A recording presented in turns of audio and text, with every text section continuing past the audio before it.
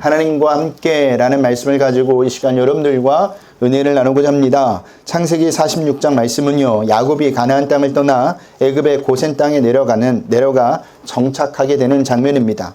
그런데 여기에는요, 하나님의 계획과 섭리가 있어요. 그 계획과 섭리는요, 아브라함에게 하신 약속을 이루기 위함이었습니다. 우리가 계속해서 살펴보는 구절입니다. 우리 창세기 15장 13절서부터 16절을 보겠습니다. 창세기 15장 13절서부터 16절입니다. 우리 화면에 나와 있으니까 우리 다 같이 읽겠습니다.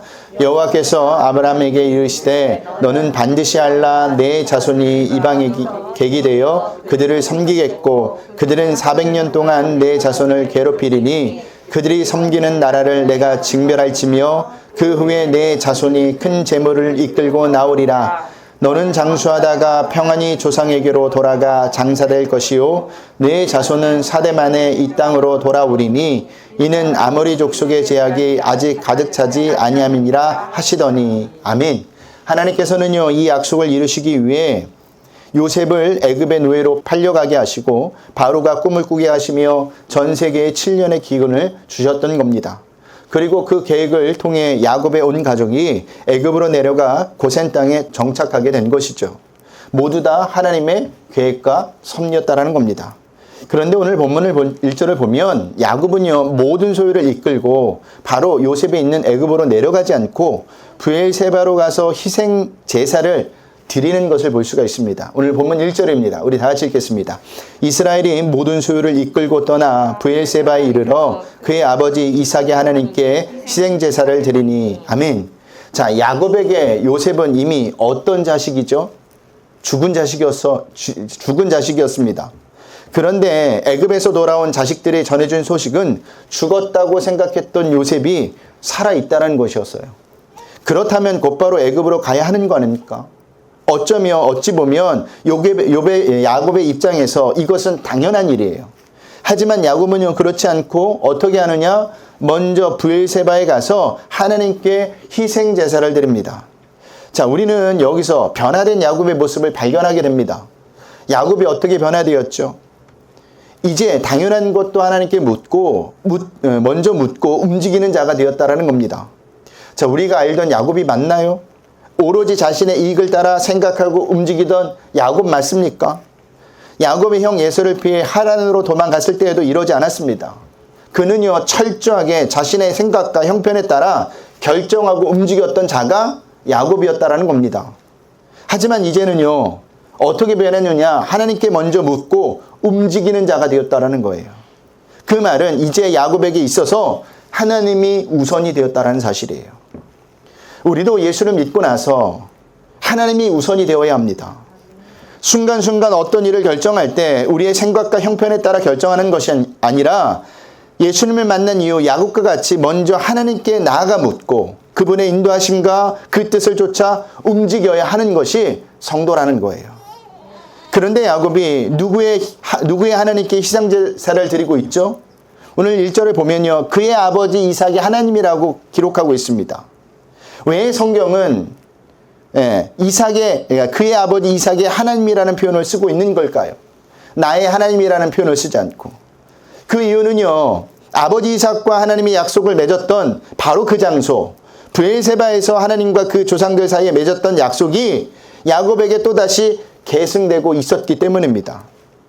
이렇게 동일한 하나님의 이름이 사람의 이름만 바뀌어 나타나는 것은요, 하나님의 나타나심은 세대를 거쳐서 세월이 흘러도 결코 변함이 없음을 성경의 독자들에게 지금 보여주고 있는 거예요.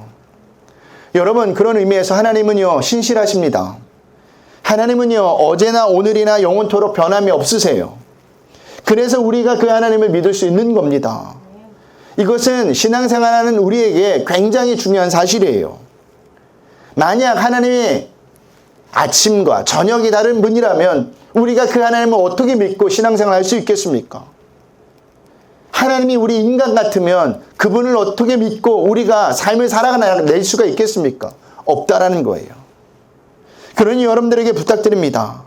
날마다 시시때때로 변하는 사람을 믿을 게 아니라 영원토록 변함이 없으시고 우리에게 신실하신 하나님을 믿으시길 바랍니다. 그러면 우리는 절대 손해를 보지 않아요. 자, 그렇게 하나님께 물었을 때 하나님이 야곱에게 어떻게 대답을 해주시죠? 우리 2절서부터 4절을 볼까요?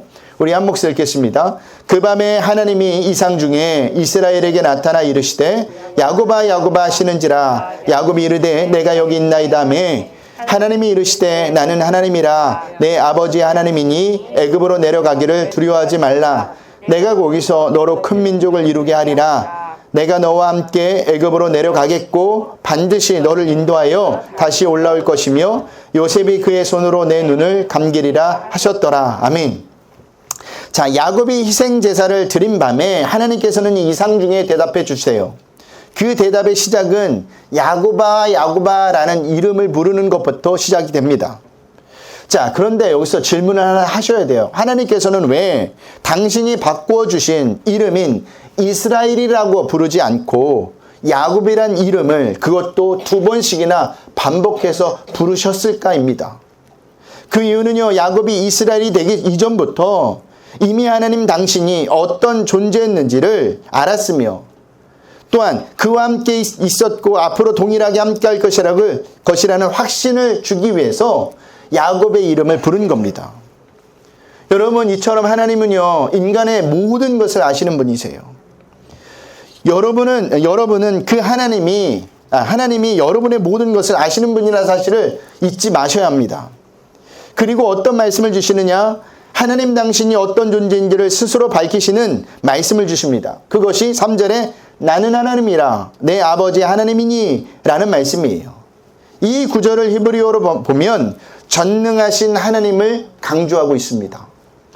자, 그러니까 하나님께서 내 아버지와 함께 했던 바로 그 전능하신 하나님이 바로 나다라는 것을 지금 야곱에게 강조하고 있는 겁니다.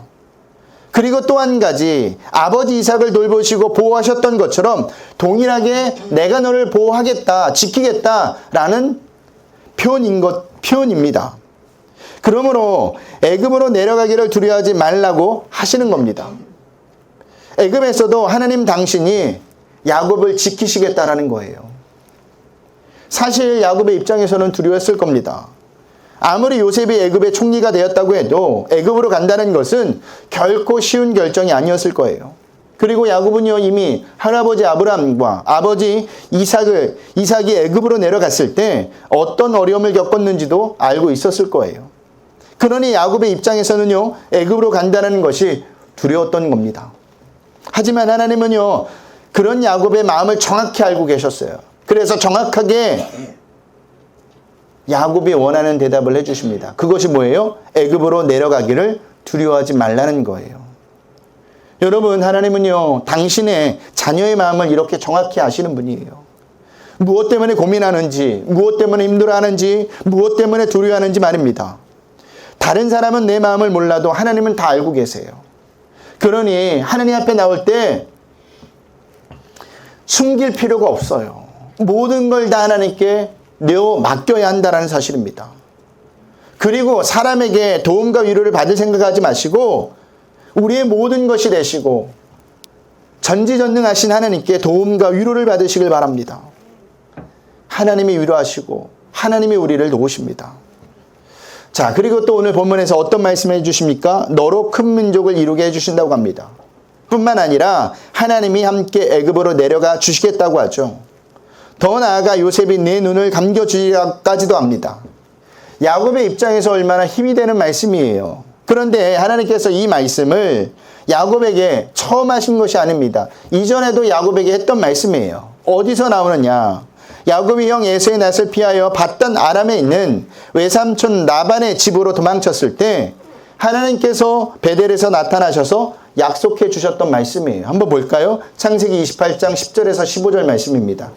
창세기 28장 10절에서 15절입니다. 우리 다 같이 읽겠습니다. 야곱이 브엘세바에서 떠나 하늘을 향하여 가더니 한 곳에 이르러 해가 진지라 거기서 유숙하려고 그곳에 한 돌을 가져다가 베개로 삼고 거기 누워 자더니 꿈에 본즉 사닥다리가 땅 위에 서 있는데 그 꼭대기가 하늘에 닿았고 또 본즉 하나님의 사자들이 그 위에서 오르락 내리락 하고 또 본즉 여호와께서 그 위에 서서 이르시되 나는 여호와니 너희 조부 아브라함의 하나님이요 이삭의 하나님이라 내가 누워 있는 땅을 내가 너와 내 자손에게 주리니 내 자손이 땅의 티끌과 같이 되어 내가 서쪽과 동쪽과 북쪽과 남쪽으로 나갈지며 땅의 모든 족속이 너와 내 자손으로 말미암아 복을 받으리라. 내가 너와 함께 있어 내가 어디로 가든지 너를 지키며 너를 이끌어 이 땅으로 돌아오게 할지라. 내가 내게 허락한 것을 다 이루기까지 너를 떠나지 아니하리라 하신지라. 아멘.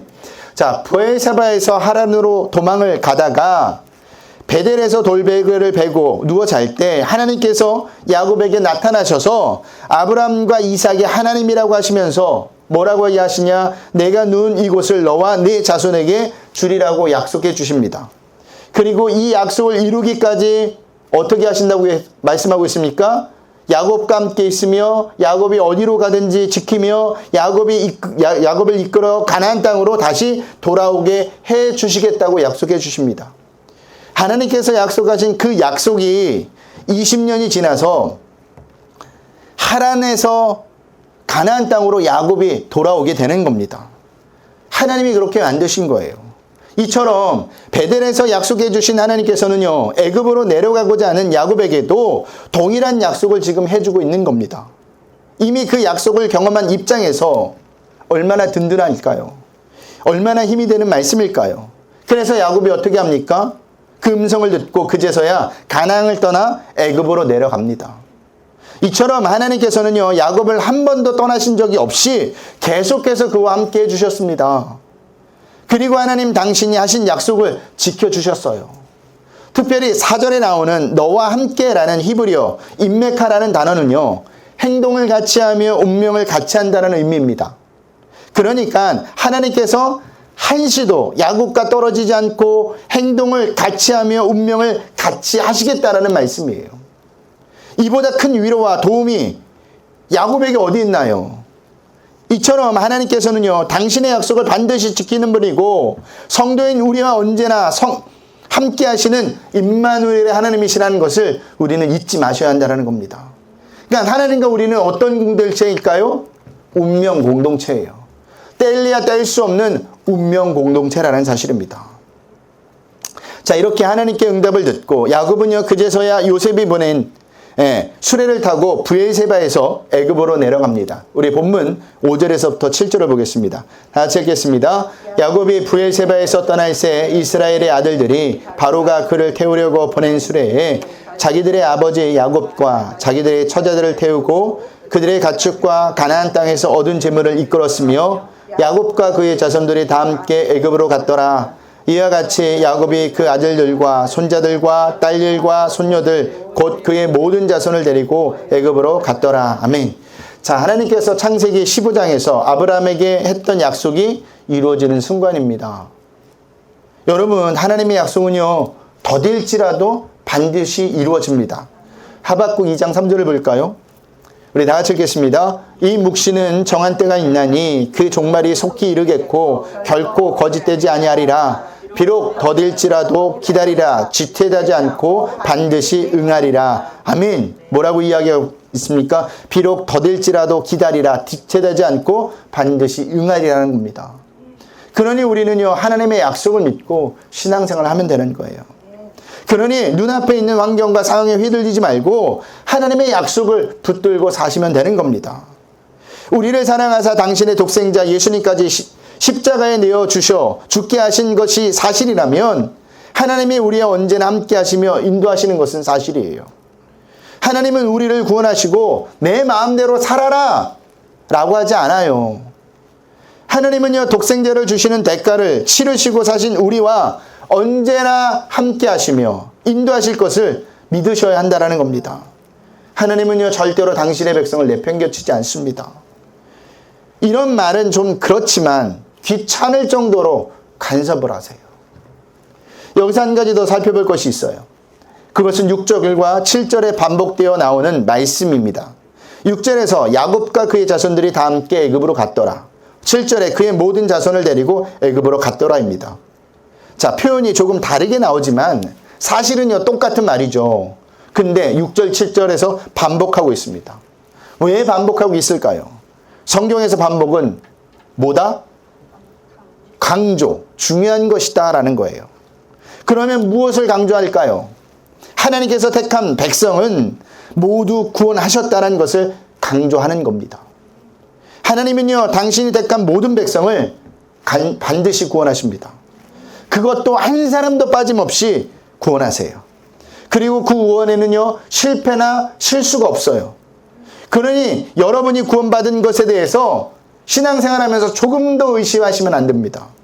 그리고 여러분이 하나님과 언제나 함께 하시고 인도하심을 받고 있다는 것에 대해서도 의심하시면 안 돼요. 눈에 보이는 상황과 환경이 다가 아니에요. 하나님은요, 여전히 당신의 백성을 위해서 일하고 계세요. 그러니 여전히 당신의 백성을 위해 일하시는 하나님만을 믿고 믿음으로 순종하며 하루하루를 살아내시면 되는 겁니다. 근데 우리의 문제가 뭘까요? 하나님을 바라보지 못한다라는 거예요. 늘 내 앞에 놓인 그 상황과 환경이 더 중요하다라는 겁니다. 그렇기 때문에 우리는 날마다 기도하셔야 돼요. 하나님, 영적인 눈으로 주님을 바라보게 하여 주시옵소서. 이 상황이 전부가 아니라 여전히 지금도 보이진 않지만 하나님이 일하고 있음을 발견하게 해달라고 기도하셔야 한다는 겁니다. 그리고 뒤에서부터 나오는 8절서부터 27절까지는요. 애굽으로 내려간 야곱의 70명의 명단이 나옵니다. 시간 관계상 두 절만 읽겠습니다. 우리 26절, 27절입니다. 오늘 본문 26절, 27절입니다. 우리 다 같이 읽겠습니다. 야곱과 함께 애굽에 들어간 자는 야곱의 머리들 외에 66명이니 이는 다 야곱의 몸에서 태어난 자이며 애굽에서 요셉이 낳은 아들은 2명이니 야곱의 집 사람으로 애굽에 이른 자가 모두 70명이었더라. 아멘. 자, 애굽으로 내려간 야곱의 가족의 명단을 보면요. 이미 가나안 땅에서 죽은 사람들의 이름까지 기록되어 있습니다. 그 죽은 사람들이 누굴까요? 유다의 자녀들이죠. 유다의 자녀들이 모압 땅에서 다 죽잖아요. 반대로 야곱의 자녀들의 명단은 대체로 생략된 것도 볼 수가 있어요. 만약 여기에 야곱의 자녀들의 명단까지 합하면 애굽으로 내려간 야곱의 가족의 수는 이보다 훨씬 더 많았을 겁니다. 그럼에도 오늘 본문은요, 애굽으로 내려간 야곱의 가족의 수를 70명이라고 기록하고 있어요. 그 이유가 뭐냐? 그것은요, 하나님의 계획과 섭리하에 야곱의 가족이 모두 애굽으로 내려갔음을 나타나기 위함입니다. 자, 성경의 7이라는 숫자는 완성, 종결 등을 나타내는 완전수로 사용이 됩니다. 그리고 10이라는 숫자도 기본의 종결과 만수로서 역시 완전수로 사용이 돼요. 그 의미는 야곱의 가족이 한 사람도 빠짐없이 모두 하나님의 완전한 섭리와 인도하에 애굽으로 내려갔음을 보여주고 있는 겁니다. 괜히 그 70명이라는 것이 괜히 나온 게 아니에요. 그 의미는 여기서도 마찬가지로 결국 하나님께서 택한 백성은 한 사람도 예외 없이 다 구원받을 것임을 우리에게 말해주고 있는 겁니다. 그런데 그게 끝이 아니죠. 그렇게 애굽으로 내려갔던 70명에 불과했던 야곱의 가족이 430년 후에 출애굽할 때는 이스라엘 백성의 수가 어떻게 됩니까? 20세 이상의 장정만 60만 명이고요. 여기에 여자들과 20세 미만의 남자들 그리고 노인까지 합하면 이스라엘 백성의 수는요 200만을 훨씬 넘게 됩니다. 자, 이런 증가는요 자연적 출산으로는 사실상 불가능하다고 합니다. 더욱이 이스라엘 백성은요 애굽에 거주할 당시 한때 심한 박해까지도 받았죠. 그 심한 박해가 뭐예요? 그렇죠. 남자 아이들이 태어나면 다 죽이라는 바로의 명령이었습니다. 그럼에도 하나님께서는요 아브라함 가셨던 약속을 따라 이스라엘 백성을 번성케 하셨어요. 이것은 무엇을 의미하느냐면 사람으로는 불가능한 일도 전능하신 하나님께서는 가능하다라는 겁니다. 여러분, 인간에게만 불가능한 일이 있지 하나님에게는요 불가능이 없어요. 하나님은 인간이 아니십니다. 그러니 하나님을 인간으로 생각하고 판단하지 마세요. 그런 의미에서 혹시 여러분이 보시기에 불가능한 일이 있습니까? 하나님은 저 사람도 구원 못하실 거야 라고 생각하시는 분이 있나요? 하나님은 이 일은 못하실 거야 라고 생각이 있으신 분이 있나요? 분명히 있을 거예요. 없진 않아요. 왜? 내가 그렇게 기도했는데도 변하지 않는 사람이 있으니까. 저희 어머니가 그랬어요.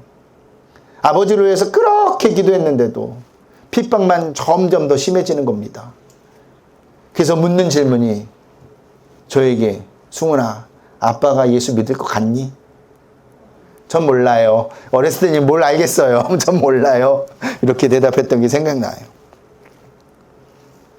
근데 하나님은 능치 못할 일이 없습니다. 저번에도 얘기했듯이 돌아가실 때 예수님 믿고 돌아가셨어요. 하나님이 구원하지 못할 사람은 없고 하시지 못할 일은 없습니다. 그러니 인생을 살아가면서 우리가 어떤 일은 내가 못한다고 고민하는 것이 아니라 오히려 그 고민을 하나님께 가지고 나아가셔야 한다는 겁니다. 하나님은요, 어떤 일을 어떤 형태로 어떤 방향으로 어떤 사람을 통해 어떤 시기에 이룰지 아무도 모릅니다. 그래서 하나님의 일은 신비하고 놀라운 거예요. 그렇게 야곱의 가족은요, 고센 땅에 도착하죠. 우리 28절에서부터 30절을 보겠습니다. 다 같이 읽겠습니다. 야곱이 유다를 요셉에게 미리 보내어 자기를 고센으로 인도하게 하고 다 고센 땅에 이르니 요셉이 그의 수리를 갖추고 고센으로 올라가서 그의 아버지 이스라엘을 맞으며 그에게 보이고 그의 목을 어금맞고 안고 얼마 동안 울매 이스라엘이 요셉에게 이르되 내가 지금까지 살아있고 내가 내 얼굴을 보았으니 지금 죽어도 족하도다. 아멘. 자, 여기 자기를 고센으로 인도하게 하고 라는 말은요, 야곱이 애굽으로 내려오긴 했으나 이제부터는 그의 아들 요셉의 인도를 받아야만 하는 존재가 되었다는 것을 표현하고 있는 겁니다. 한마디로 야곱은요, 이제 요셉의 손에 맡길 수밖에 없는 처지가 된 거예요. 나이가 들면 어른들이 그렇죠. 누구를 의지해요? 자식을 의지하더라고요. 어제도 저녁 늦게까지 이제 설교 준비를 하고 있는데 한 10시쯤인가 장인어른한테 전화가 왔어요. 사위 뭐해? 어디야? 그래서 교회에서 설교 준비하고 있는데 왜 아직도 안 들어가? 이건 서두고요. 본론을 딱 들어가는데 텔레비가 안 나와. 시골 분들이 점점 이 텔레비 작동하는 게 어려워졌어요. 옛날에는 그냥 TV 리모컨 하나만 틀면 다 됐잖아요. 채널만 돌리면. 근데 요즘은 이 셋톱박스가 생겨가지고 이것도 틀어야 되고 이것도 틀어야 돼요. 하나만 꺼져도 안 나와요. 근데 그걸 모르니까 안 나온다고 이야기를 하는 거예요. 그래서 영상통화를 하면서 하는데 영상통화를 하는데 TV를 비춰주셔야 되잖아요. 자기 얼굴을 비치면서 이게 어떻게 했는지 모른다 해서 아버님 TV를 비추셔야 돼요. 그러면서 하시는 말씀이 사이 없으면 못 살겠다고 이런 얘기를 하시더라고요. TV 볼 때만 그러세요. 나이가 들수록 자녀를 의지하게 되어 있어요. 그런데요, 이 모습이 구원받은 성도의 모습입니다. 성도는요, 구원받은 이후 하나님께 인도받는 삶을 살아야 합니다. 절대 내 마음대로 살 수가 없어요. 왜일까요? 하나님께서 가만히 내버려 두지 않기 때문이에요. 그래서 성도의 삶이 고달픈 겁니다. 성도의 삶이 어려운 겁니다. 하나님으로부터 멀어지려고 하면 멀어지지 못하도록 하나님께서 일을 만드시는 거예요. 그래서 성도인 우리에게 기도할 일이 끊이지 않는 겁니다. 어느 집사님이 그러더라고요. 목사님, 저는 왜 이렇게 기도할 일이 끊이지 않나요? 감사하셔야 돼요. 하나님이 간섭하시는 겁니다. 멀리 가지 못하도록 붙들고 있는 겁니다. 왜 그래야 합니까? 그래야 하나님을 찾고 하나님께 가까이 오기 때문입니다. 그래야 성도인 우리가 타락하지 않고 사는 길이기 때문에 하나님께서 자꾸만 간섭하시는 거예요. 자, 그렇게 야곱은 드디어 요셉을 만나게 됩니다. 그리고 둘은 한참 동안 서로 부둥켜 안고 울어요. 야곱은요, 이 사건을 통해 죽은 줄로만 알았던 요셉을 다시 만남으로 할아버지 아브라함이 아버지 이삭에게 바쳤다가 다시 받은 것 같은 마음을 느꼈을 거예요. 이로써 모든 믿음의 조상들은요, 아들의 죽음을 경험하게 된 겁니다. 보세요. 아브라함은 이삭을 모리아산에서 번제로 드렸다가 다시 받았고, 이삭은 야곱을 에서라고 축복을 하였다가 하란으로 20년이 지난 후에 다시 만났고, 야곱은 요셉이 짐승에게 찢겨 죽은 줄 알고 있다가 다시 애굽에서 만난 겁니다. 자, 믿음의 조상들의 반복적인 사건을 통해서 하나님께서 성도인 우리에게 하시고자 하는 말씀이 무엇일까요? 아들을 버리신 하나님 아버지의 마음을 알게 하고자 하심이 아닌가 저는 생각이 듭니다. 그러므로 성도인 우리는요, 여러 가지 잃어버림의 아픔을 당할 때 나의 잃어버린 아픔보다는 하나님께서 당신의 독생자 아들을 십자가에 내어주신 그 아픔을 생각하며 날마다 하나님께 감사하며 살아야 될 겁니다. 말씀을 마치겠습니다. 야곱이 애굽으로 내려가는 내용은 하나님이 이스라엘이라는 나라를 만드시는 과정이었습니다. 그 과정 가운데 믿음의 조상들이 여러 가지 크고 작은 사건들을 겪지만 그것을 통해서 또 하나님께서는 홀로 당신의 약속을 이행하고 계셨어요. 그래서 야곱이 1절에서 이삭의 하나님께 해상 제사를 드렸다고 기록하고 있는 겁니다. 자, 이삭이 누구예요? 이삭이 누구예요? 아브라함의 아들이죠. 근데 이삭은 어떤 의미가 있느냐? 도저히 불가능한 막대기 같은 부모에게서 오직 하나님의 은혜로만 출생한 약속의 자손이라는 겁니다. 경수가 끝났고 그리고 아브라함은 100세가 되었습니다. 모든 생육활동이 끝난 거예요. 그럼에도 불구하고 이삭이 태어났다니까요. 하나님의 은혜로. 그래서 히브리서에서 이렇게 기록하고 있는 겁니다. 히브리서 11장 12절 말씀을 보겠습니다. 다 같이 읽겠습니다. 이러므로 죽은 자와 같은 한 사람으로 말미암아 하늘의 허다한 별과 또 해변의 무수한 모래와 같이 많은 후손이 생육하였느니라. 아멘. 여기서 말하는 죽은 자와 같은 한 사람은 누구죠? 이삭입니다. 이삭. 하나님의 은혜로 이스라엘 백성이 탄생했다라는 거예요.